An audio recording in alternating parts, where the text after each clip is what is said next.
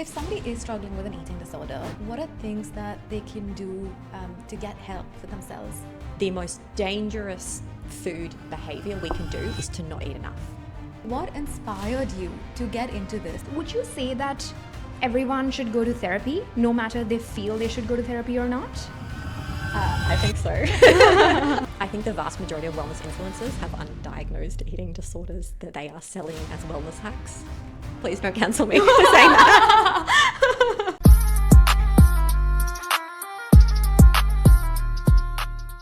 Welcome to Call Me Didi. I'm your host Diva. And I'm your host Sanchi, and let's get into our episode.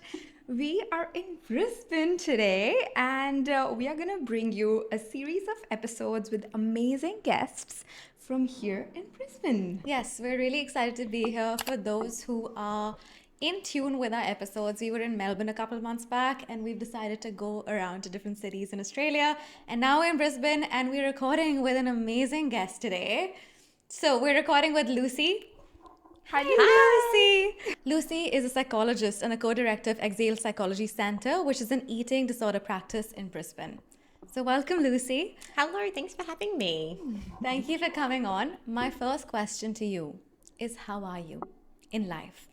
Ooh, I am good. I'm busy, spinning a lot of plates, but good, I think.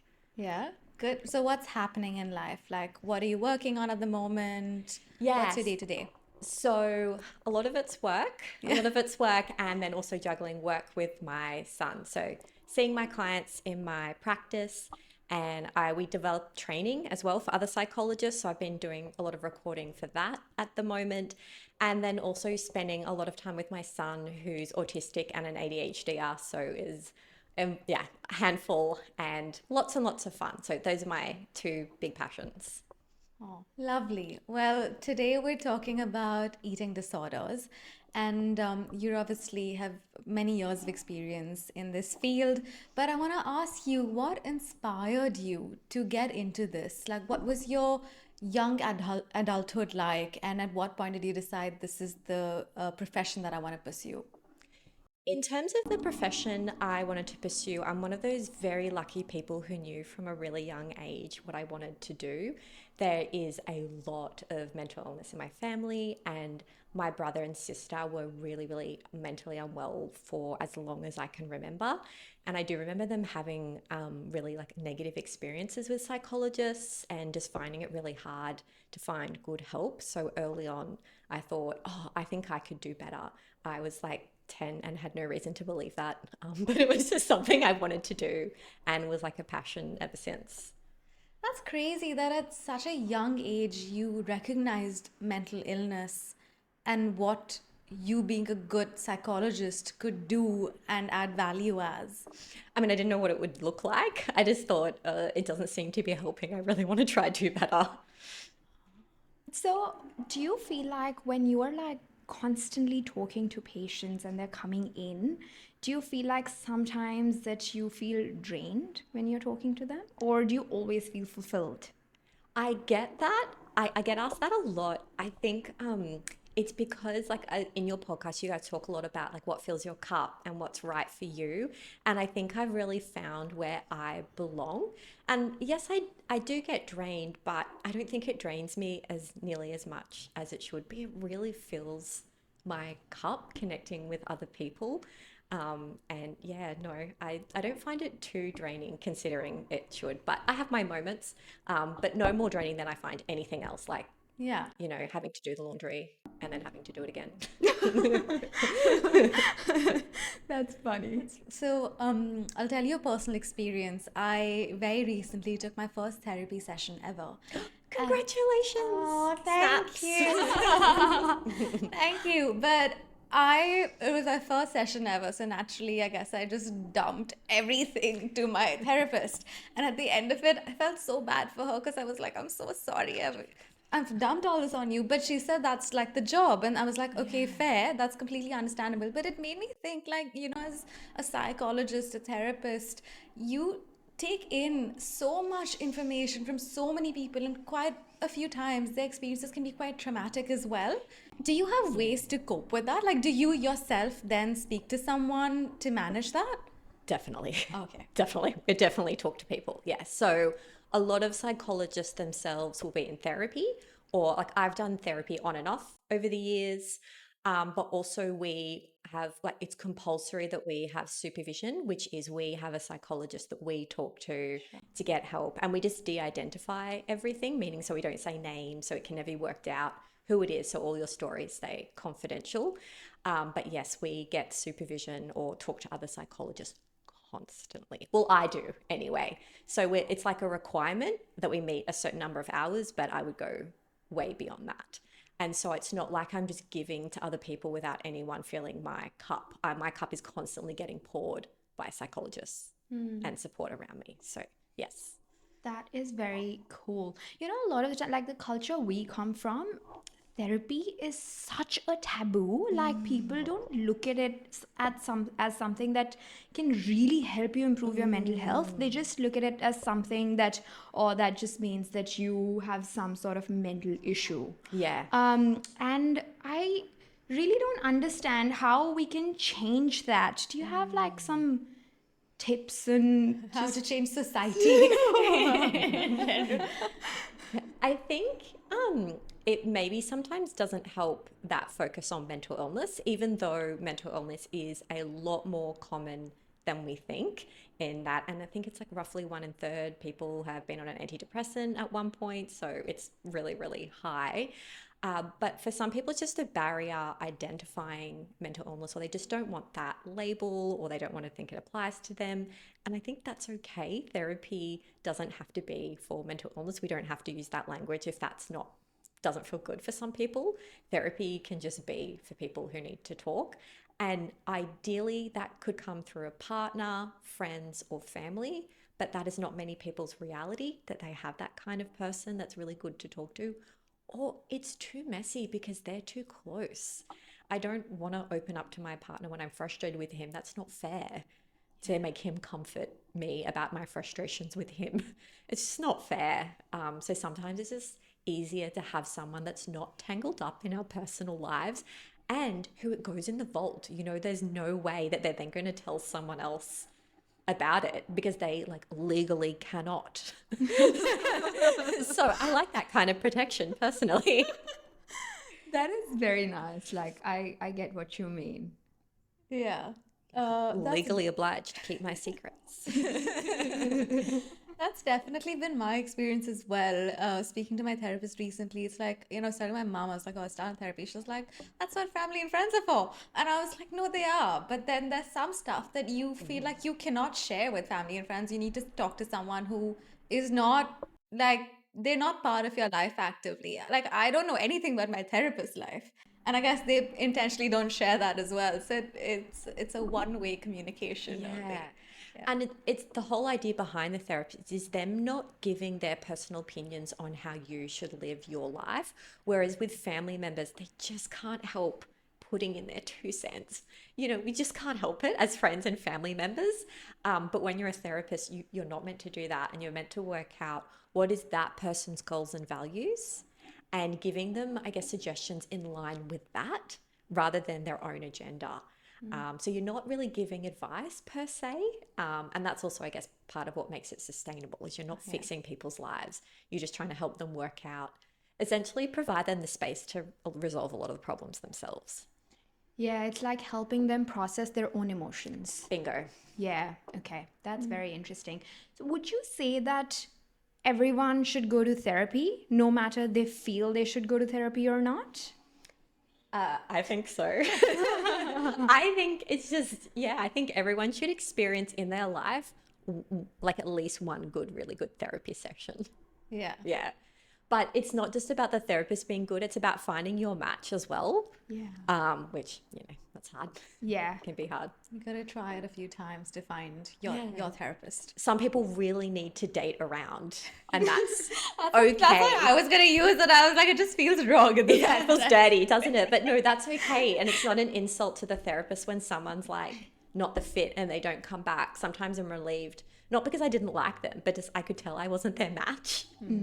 Yeah. Oh, interesting. Okay, now let's get into a little bit of food disorder side of things. Yeah. Do you want to tell us a few signs that people can identify that they might have a potential food disorder? Yeah, I want to start off by saying the main thing that people get wrong about this is thinking that they don't have an eating disorder because they're not really, really underweight. So, a really important statistic is that less than 6% of people with eating disorders are underweight.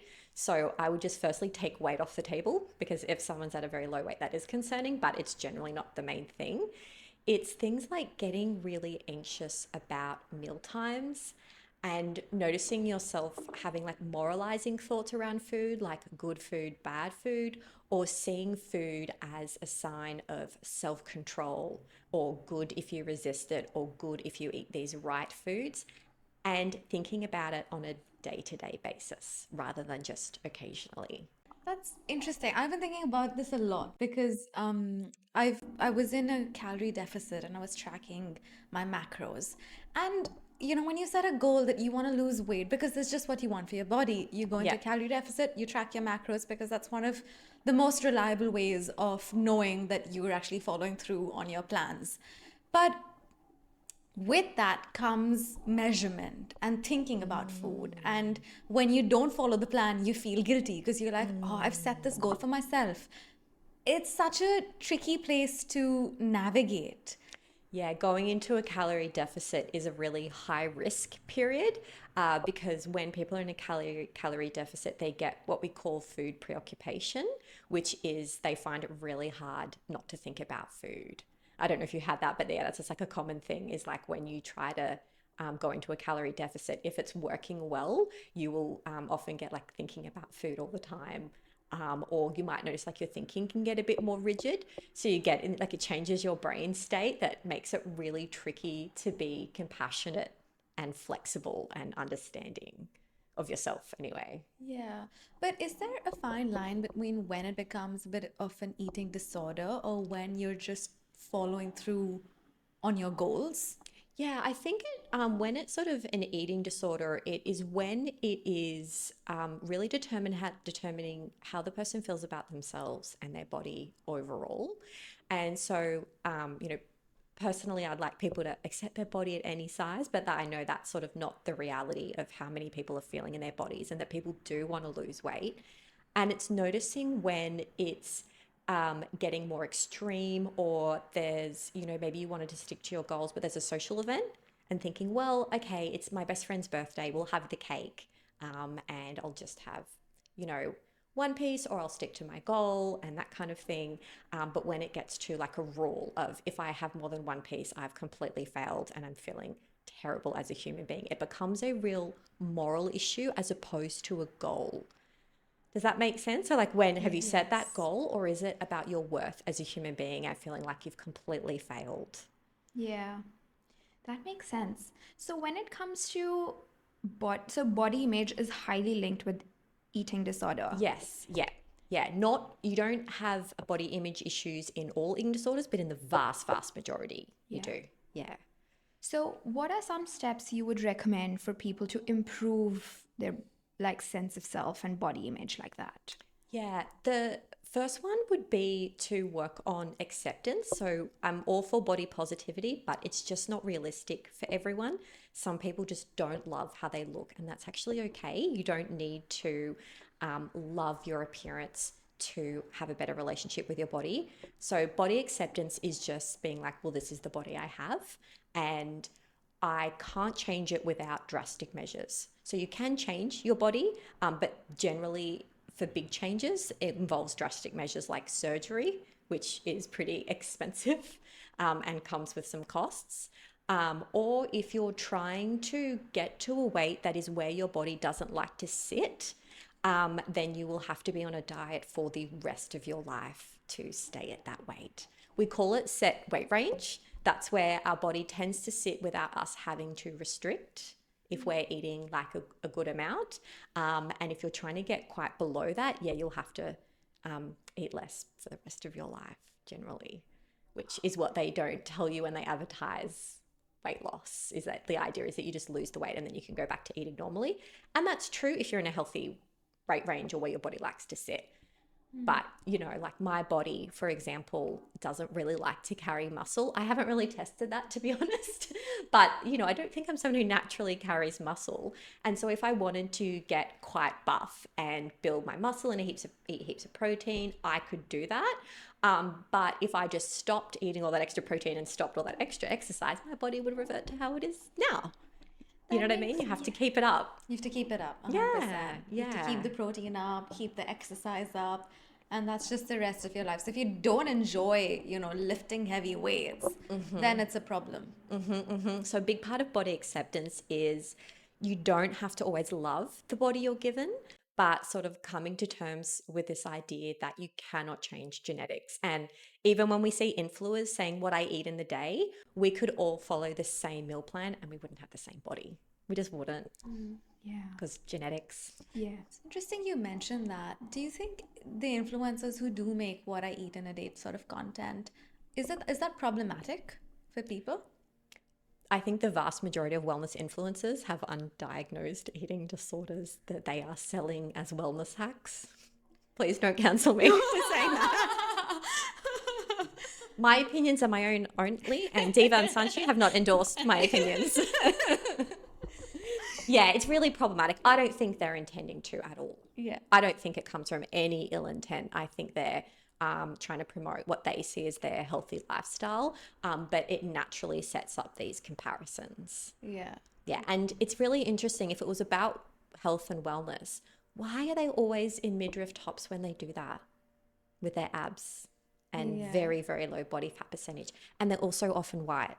Yes. And it's this wealthy aesthetic lifestyle, this healthism of like thin, white, low body fat percentage, wealthy women. It's all very...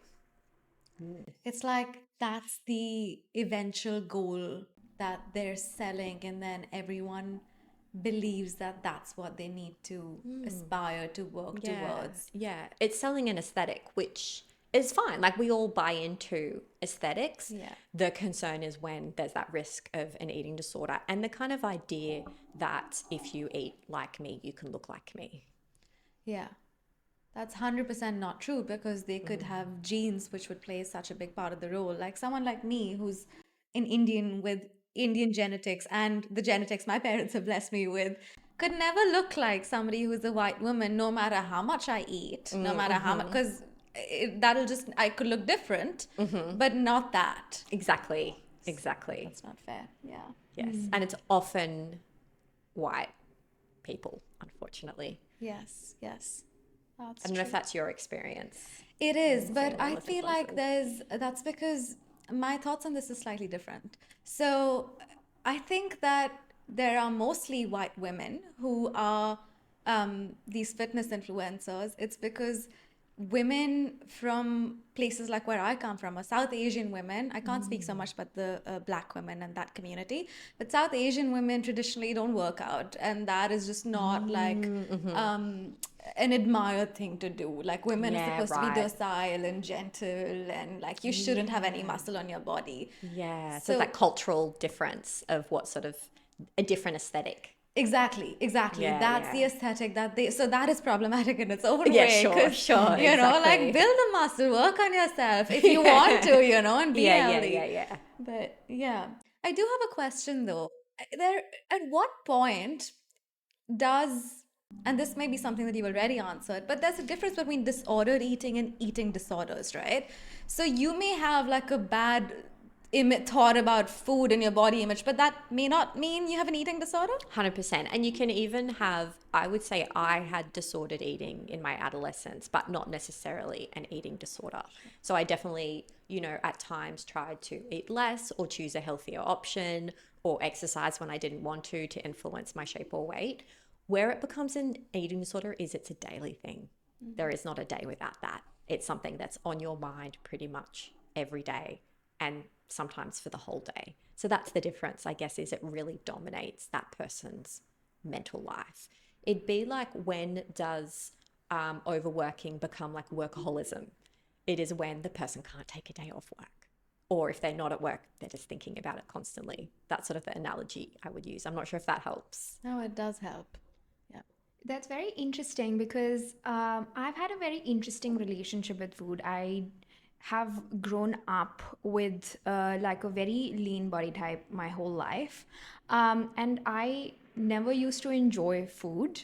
Like, I just had it for the sake of having it. Like, it Yeah. was really hard for me to enjoy it. And so when I'm going through periods of stress in my life, like, it's really hard for me to eat. I can't eat. Like, it's food is in my plate. I take 3 bites and then I'm done with it. Like, I can't just eat it. And then I'm feeling hungry, but I'm just not able to eat it. And sometimes I don't know what to do about it. Yeah, so that sounds like, so I'm not diagnosing you. I'm okay, that's not a diagnosis. It's just, you know how you can have symptoms of something? Yeah. It doesn't mean you have the whole thing, which is, it's what's called ARFID, so ARFID, which is avoidant feeding and restricting intake, sorry, avoidant restricting feeding intake disorder. But you may not have the disorder element. Does that make sense? You've just got some of the symptoms. So my son has this, and it's some difficulties with food that are completely unrelated to food and body image, which I mentioned like earlier is possible. And so that can just be low appetite. Does that make sense? So someone having low appetite and it being exacerbated in times of stress. It can also be food disinterest. And there are other types as well where people struggle with food because they don't like the textural sensation of eating, or they maybe have a fear of choking or vomiting, that kind of thing. So there's all different ways for like food to be difficult for people. But it just sounds like just, doesn't mean you have ARFID, but just some of those symptoms. And when you're less stressed, it's probably less present. And then when you're more stressed, it's probably like more disruptive. And what a dietitian would generally say in those situations is trying to find the food or nutrition that is energy dense and easiest for you to consume. So during those times, a dietitian might say, don't worry about eating normally, just can you have smoothies? Can you have energy bars, or whatever food is like the least difficult for you, and not worrying about having a balanced diet during those times. I've also something realized about myself is that when I'm living a busy life, but not a stressful life, like just in general busy in terms of that my energy is being consumed a lot, like I eat well, like I eat my food on time and I would eat decent amount of food, like, and it feels good to eat it, and I would feel hungry and I would eat it. But when I'm in a situation when I go back home, for example, and I'm not working that much, I'm relaxing a lot and my energy is not being consumed, I end up not eating. It's just very interesting, and I don't know what to do to improve this. Like, I've been trying really hard to improve my relationship with food, and I feel like I've come a long way. Like, I've started to embrace a lot of different types of foods that I never used to eat, and Diva is like someone who has witnessed this herself. She didn't like potatoes. Oh, she still sort of does it, but Quick, book a little therapy bits. appointment. Sorry for calling you out in your potato relationship like that, but it just shocked me because I was like, At first, I thought I was going to get the one who'd get cancelled from today, but watch out for the hate comments. I feel for you. Yeah, so it's just something like, for someone like me, what would you say? Rather than, like, I enjoy eating food, so fruits, so I would eat fruits. But like, how can I just get back to being in a normal diet in that sense when I'm just really tired of not eating properly? So there's a saying we have for that, which is don't try harder, try different, which is this idea that rather than just keep trying harder to eat normally, whatever that is, don't worry about normal and think about what is a way that you can make food work for you rather than you work for food. Okay, so it sounds like you thrive off structure. So that's great when, you're all structured, you don't have to worry about that. But when you are in those periods of less structure, thinking about, do I need to put reminders on my phone? And also, it's okay maybe if I don't eat 3 meals and 3 snacks. Do I just need to have good energy dense, long shelf life snacks around me? Like, if chips is your thing, then chips or nut bars or up and go drinks, and getting your nutrition that way. It's actually okay. It doesn't have to look normal if that's more realistic for you, if it gets more nutrition in the end of the day.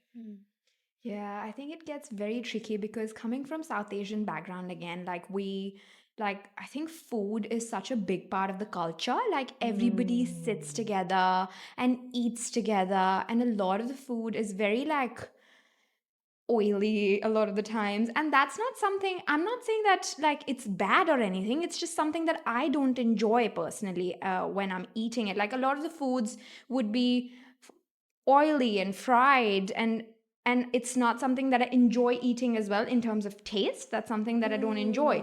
And then people are like, oh, eat it, oh, like you should eat it, and I'm like, oh, what, I don't enjoy it, and it's not looking healthy from my perspective, so I don't want to put something in my body just because everybody is eating it.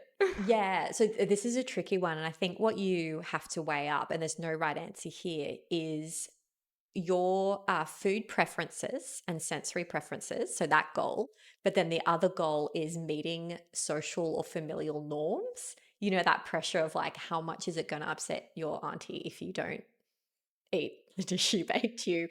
And I can't tell you what's the right thing. Does that make sense? It's like trying to find a middle ground in terms of whether, like, for you, it's so like important for your family that you at least try a bit of everything, or whether you feel comfortable saying, no, I think my family just has to respect my boundaries and I don't want to eat foods that are really like sensorily unenjoyable to me. So there's no right or wrong. I guess it's your what value for you is more important in those. And you might change from day to day as well. That's a tricky one. It's a tricky one when we don't want to hurt other people's feelings as well. When there's, particularly if someone's like, I made blah blah for you, and you're like, oh, thanks. Cries for eating. Yeah. I feel like because I've been like this my whole life, a lot of my family has already adapted to my ways of eating, Yeah. but sometimes I still struggle with it. Especially now because I don't live at home anymore and like I go very less times. And when you go, do they just want to feed you, which is like a love language? Exactly. Yeah, And that's just so hard. exactly. And like to some extent is okay, but it's just hard sometimes. It's harder, and I think it's harder the amount of difficulty the person has with that food. So whenever I visit home, my mum makes me pumpkin soup. No matter how many times I tell her I do not like pumpkin soup, but I can tolerate it. But I guess it depends on what the food is, because there's, you know, like a mild dislike versus it's like eating raw chicken for me. This is so sensorily uncomfortable. So it depends as well for you. Something I do want to talk about is that on the back of that, sometimes when you say no because it's just not nutritionally what you want to consume, and you Yeah. say, "Oh, I actually don't want to eat that," and then they say, "Oh, are you on a diet?" And it's a bit like, and that. What are your immediate thoughts on that? Leave the room. I hate that question. I hate that question. And I've gotten it myself when I've like been eating salad and people are like, oh, you're on a diet? It's like, I'm eating salad because I don't want to die when I'm 50. You know, Yeah. there's other reasons as well, but it's so unhelpful. I think that what I would go to do, which is what I don't want you to do, is to over explain. Yeah. But then you can end up in this like spiral where you're trying to like justify your choices and it doesn't really matter what the reason is. You know, I think it's also like a female thing. Yes. You know, when people are like, oh, you changed jobs, oh, you're not with that partner, and you just feel this like urge to like give them your whole life story and justify why you made this decision. Yes. That's what I'm like anyway. I don't know if you're Yeah, 100%. So I would just say something like, oh no, I just don't feel like it. Yeah. And if they're like, oh, but I made this for you, saying, sure, but I don't feel like it. Yeah. You know, it's called broken record technique, where you say essentially the same sentence. If they keep asking, you say roughly the same sentence and don't take the pressure. Not that it's intentional, but there is some unintentional pressure there to provide more information. And then you can end up like in a conversation that you didn't really sign up for about Yeah. your food choices, which probably shouldn't ever be commenting on people's food or body ever. Yeah, that's like a societal issue which Yes. probably will take ages to change. Yeah.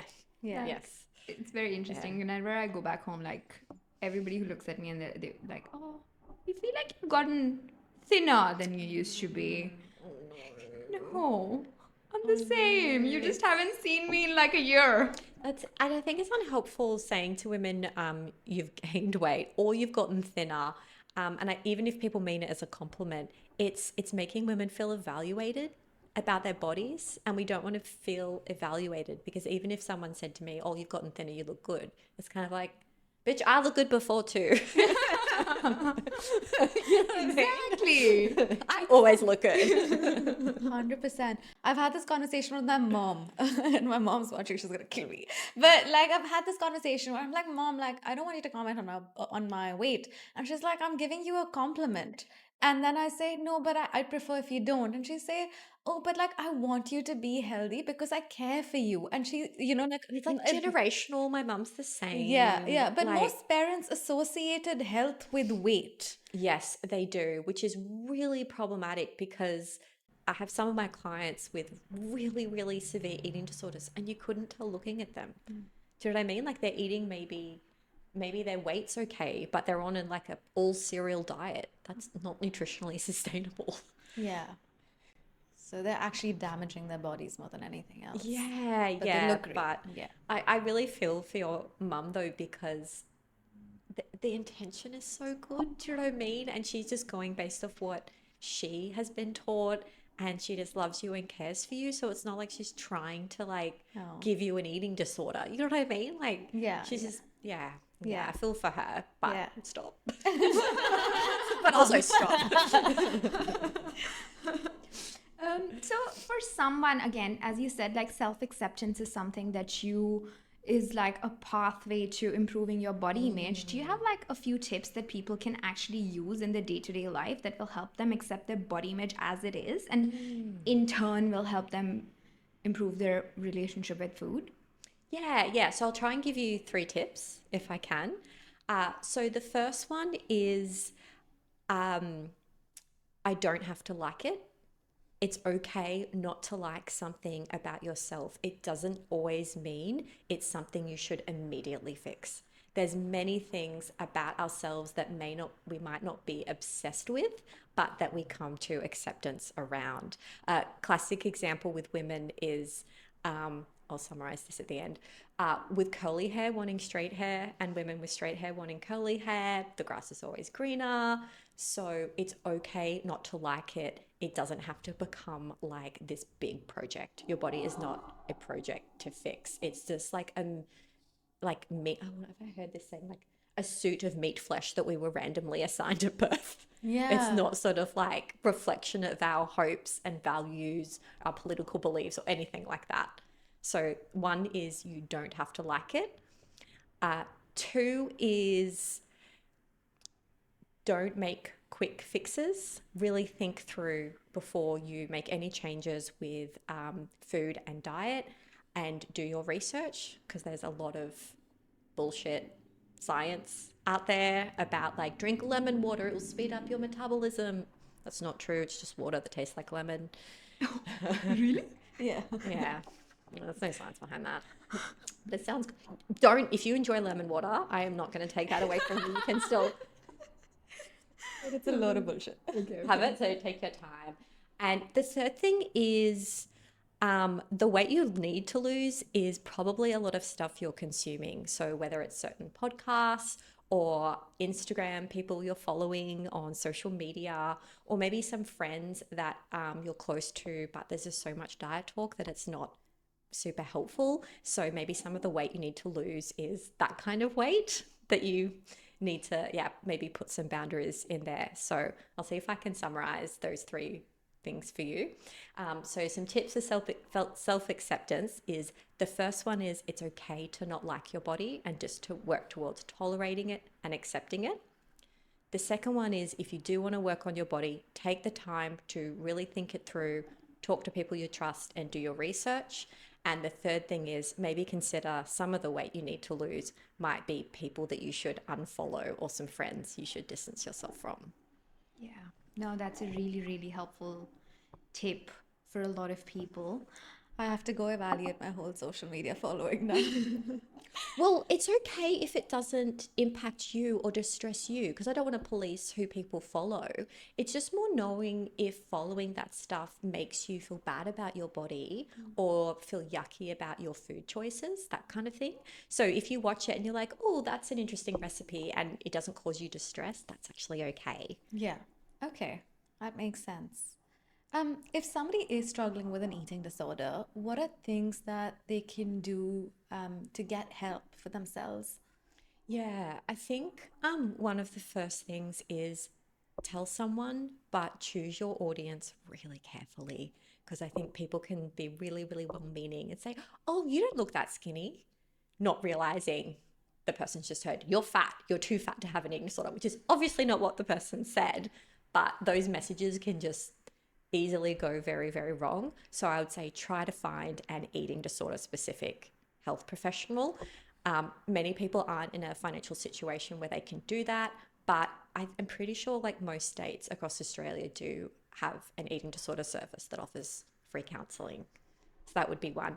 And you could even go on to, there's lots of like eating disorder Instagram accounts or websites that have a lot of like free information and blogs and things like that, just to educate yourself and find out more. Because I think a lot of people with eating disorders themselves are actually quite unaware of a lot about eating disorders. They think, oh, I'm not like other eating disorders, and they absolutely are. It's just maybe what's represented in media doesn't relate to them. That's very, very interesting. So, when you're living a day to day life, right? You're eating normally, everything is fine. How can you think, oh, like, because going to an eating disorder professional is something that doesn't come to your head straight up. Like, it's not something that you think about very naturally.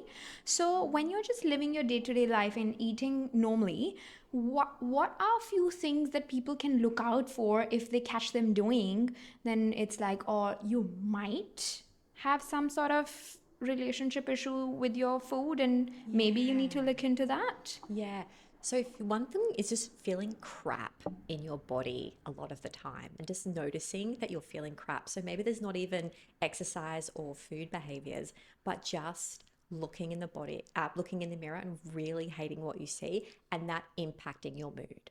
If it's impacting your mood on most days, that would be a concern to say. And it doesn't have to be, you don't have to have an eating disorder to get help. It can just be body image difficulties or food difficulties. It doesn't have to be like, oh, it's so bad that I can't eat or I binge or anything to get help. Just feeling really crap about your body or noticing that you maybe get anxious about social events because of the food that's going to be there. And we talked about that social pressure to eat the foods, the communal foods in those events, or even like noticing getting yourself anxious if you can't exercise. Those kind of things are a bit of a red flag. That's interesting because, like, it's very interesting. Last year, I really worked on my habit building because I always thought that I'm not a very disciplined person and not a very consistent person, which is why I've not been able to follow through my goals. Yeah. So I really worked on it. Like, I read Atomic Habits and I started like intentionally doing habits that help me improve my life in some capacity. So then I started incorporating working out in my life. And now I work out like at least 4 days a week. Yeah. But if I don't work out 4 days a week, I do sometimes feel like that, or like I don't want to slack, like I don't want to not follow through. Yeah, this is such a good point you've made. Is there's that really fine line between I have these goals, even just mental health goals that I want to stick to and I want to be disciplined around because I know that they're really good for me. Like, for example, going to bed at a certain time, that kind of thing, that like are good things. But then there's that fine line between it when it becomes a rule that we feel guilty about. And the whole idea is that that goal was set up to serve you, not you to be a slave to that goal. And so with that, I would like spend time every now and then just reevaluating, is this 4 days a week still working for me? Yeah. If not, maybe reevaluate. If it is still, when do you know, like for you, what would be a good day to miss it? Is it a day you have a bad headache? Is it a day where you haven't slept as well? There should be some room for gray area rather than, no. If I have a broken ankle and a migraine, I should still be at the gym. Yeah, I get what you mean. I feel I have a like it's interesting. It used to be hard, but I think I've gotten better in that area as well, like giving myself the flexibility to be okay with those things. Like sometimes when I feel like, oh, I have to work out, but I'm on my period and I don't have energy to do Pilates, for example, it's okay if I do a 20-minute rejuvenating stretches for my body. Yeah. I wonder if going to that extreme was maybe a way for you to eventually find that middle ground, whereas you felt like you didn't have discipline or you really struggled with keeping up with goals. And so then you were like, okay, I can't make excuses because I can't trust myself. So I have to bullet journal like every morning for 15 minutes. And then I have to do yoga for 20 minutes. And then like you just needed that structure. And then over time, like if you've done both extremes, you might be able to find that middle ground that's right for you. But sometimes we do need to try those extremes to find our own middle path. Not recommending extremes of things. We're just saying that can sometimes happen. Yeah. I have a question around tracking because I'm feeling quite. I've been thinking about it for the past 30 minutes because tracking can be quite tough in the sense that you're tracking your food because you're trying to achieve a goal. Yeah. But that can lead to all of these thoughts as well. And we've discussed that, this can, at whatever point it starts affecting your mood, that's when it's a problem. But would you say calorie tracking is just not a good practice to follow? Yeah, so I'll say because I work with dietitians who specialize in this, I'll say what they would say, which is they would say never track, never calorie count. But I don't want to tell someone, I'm very big on, people having the autonomy to live their lives how they want to live. So I won't say like you can't or you're a bad person if you do. But generally because the statistics associated with calorie tracking is sort of twofold. One is that when people diet by calorie tracking, they often end up at higher weights. And I don't know if you've seen the stats on dieting. The best way to gain weight is to diet. So vast majority of diets are unsuccessful and people end up at higher weights they started out. And it's because within the diet, often it's very much around trying to meet a particular target and it's not about sustained health goals after that. And so what happens is people go into a deficit, it's quite hard to stick to. And then once they meet their target or get close to, or it gets too hard to continue, they revert to binge eating and often overeating the tricky thing is when you're in a calorie deficit, your metabolism slows down because our body doesn't like to lose weight because it can be like a bit of a bitch like that.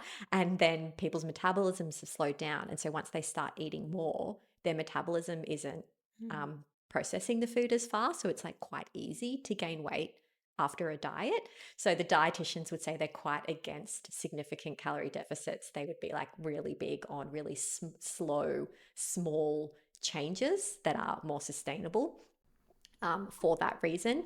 And in terms of it often ends up in weight gain, which I know sounds awful to say, but true. And the second thing is just because the biggest trigger of an eating disorder is calorie deficit or calorie counting is like puts people at the most risk, and people who haven't dieted are much less likely to get an eating disorder as opposed to people that have. So the dietitians I work with, I think, would just say it's not worth the risk. And you can definitely meet health goals without it. So they'd look at things like, okay, are you generally getting your micronutrients met? Not with counting, but like teaching people to find out like ballpark what a nutritious breakfast looks like, ballpark what a nutritious morning tea looks like. That said, it is very tricky to lose weight like that, and it can take a lot longer too, and maybe not always possible. So doom and gloom, sorry guys. Party pooper. This is why I don't get invited to parties. That is so funny. So what would you say is like a nutritious meal in general, like for your body? And like if you want to have like a sustainable, healthy diet, like just in terms of that's helping your body nurture, what would you say would be a good balance? Yeah, so I'm not a dietitian, so I should definitely start with that. And I'm hesitant to give an example because really what healthy eating is trying to get nutrition in a way that is sustainable for the individual. So in an ideal world, that would be something made up of carbohydrates, protein, and fats. However, with my son, for example, with his like sensory preferences, that's very unrealistic and is on what we call the beige diet. Have you guys heard of that? It's people who eat food that's beige. So like chicken nuggets, hot chips, bread, pasta, Damn. biscuits. Interesting. It's a joke. It's common in autism, but yeah, the idea of this beige diet, which is just like foods that all taste pretty much the same every time, kind of thing. And so with him, I think about, okay, how can I get energy into him in a way that's sustainable for him and he'll eat enough? So that might be giving him chicken nuggets and hot chips and a multivitamin. And if he'll have it, like a piece of carrot. So really thinking about with healthy eating, not what is the ideal way to eat a perfectly balanced meal. What is the way I can get in the most nutrition in a way that is actually sustainable for me in the long term, rather than like eating this really restricted, perfect Instagram meal Monday to Thursdays and then just like having all kebab and alcohol Thursday to Sunday. Very good point. So it depends on the individual and what's sustainable for them and what's healthy for them. So some people talk about, hey, I just don't feel good when I eat X food. Yeah. Do you know what I mean? Then maybe that food is not good for them. Do you know what I mean? Not saying like, oh, they shouldn't eat, like, don't wipe out a whole food group because of that. But you know how some people are like, oh, I just need to limit how much dairy I have because I get bad diarrhea, right? Okay, so limit your dairy or take lactate or whatever you need, like a pill with that. Yeah. So I get nervous answering healthy eating because I'm really scared of this really like supremacy idea that like there is one healthy way to eat. It's about trying to find a way that is healthy and sustainable for your body, depending on your allergies and what gives you energy. And that is really different person to person. Yeah, I totally relate to that because I'm a very weird person like that. Like Agree. like I don't like sweet things. Like I'm not a Sure. sweet tooth person, but I love churros. So and churros are so sweet. So It's just the exception that makes yeah. and like I don't like eating chocolate like that, but I love hot chocolate. So I'm a very weirdo like that. And like it's interesting for me that I used to, when I started working out first, I felt very guilty of eating foods that could be a little bit unhealthy for me. But then over time, I've started to feel okay if I'm ordering pizza once in 2 weeks. That's okay. Like I'm okay. I'm not gonna make myself feel bad for that or make myself feel bad for eating churros, for example, if I'm primarily eating a good healthy diet in my day to day, and sometimes I eat a little bit of Yeah. stuff. Can I say on health? So health isn't just physical health. Health, we know how much mental health impacts physical health as well. So I want people to have a diet or a food regime that gives them energy and makes them feel good in their bodies. But that is also fun, gives them joy, and brings social connection. Okay, food is for all of those things. It's cultural, it's social, and it's about fun too. So that really matters. And the most dangerous food behavior we can do is to not eat enough. That is like the most dangerous one, which is, I know, hard to understand in the whole like obesity epidemic of like sugar and fat is seen as bad. But in terms of like compromising your health, the most bad food behavior you can do is actually not get enough nutrition. Being undernourished is way more dangerous than like excess nourishment. But that's not advertised or That's yeah, actually marketed. the first time I've heard that ever. Yeah, so being underweight is way more dangerous than being overweight, way more deadly. Oh my God. I feel scared. Well, I mean, I don't want to fearmonger you, but I think a lot of what we're told about health is really based on fear mongering and the diet industry, which is really about money making. And even just the beauty industry, we women wouldn't buy so many products if we didn't feel bad about ourselves, right? Yeah. That. Earlier, you were talking about that food disorder is very common in marginalized communities and people who come from minority backgrounds. Why do you think that is? Yeah, I mean, I don't 100% know for sure, but we've talked a lot about food and body image. And I guess what we haven't had the chance to touch on is that eating disorders are, or disordered eating, is also, I guess, a stress management strategy. So you can think of that like over exercising or drinking alcohol or smoking weed. Or shopping, any of those kind of things, is that when people feel quite overwhelmed, and they're not in control of their life, controlling our body, particularly as women, but also in the queer community as well, controlling our body can feel like we're taking steps to get our life back on track, or we have a sense of control of what we're putting in our body. So a big theme in eating disorders is not feeling in control and wanting to feel a sense of control. And I think in marginalized communities, there is, I need to be careful here. I don't want to white splain, is it? Marginalized community splain. So this is not, I'm just going based off the research, not personal experience with this. There tends to be a lot of instability and hardship, and controlling food is one way that people can get a sense of control in their body. In terms of why eating disorders can be also so prominent in the queer community, it can be a way as well of managing gender distress and gender expression by delaying puberty as well. People feel conflicted about puberty. Restrictive eating keeps a more prepubescent body, if that makes sense. Yeah, that's very interesting.